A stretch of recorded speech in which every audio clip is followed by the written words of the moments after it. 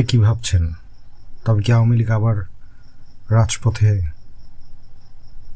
সক্রিয় হচ্ছে? হ্যাঁ, চট্টগ্রামে এই মিছিলটি দেখলে কিংবা স্লোগান শুনলে এরকম বিভিন্ন জায়গায় অসংখ্য মিছিল হচ্ছে। কখনো ঝটিকা মিছিল, কখনো অন্যভাবে আন্দোলন করছে তারা। যদি আওয়ামী লীগ রাজপথে সক্রিয় হয় তবে কি হতে পারে?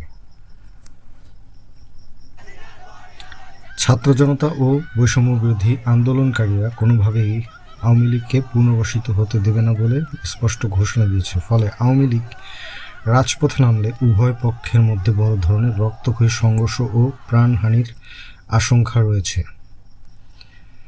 রাজনৈতিক অচল অবস্থা।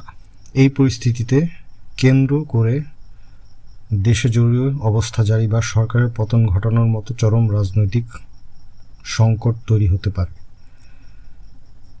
যারা স্বাধীনতা বিরোধী শক্তি রয়েছে, এবার তাদের কোনো অস্তিত্ব থাকবে না এবং তাদের হয়তোবা দেশ ছাড়াও হতে পারে বা পৃথিবী ছাড়াও তারা হয়ে যেতে পারে।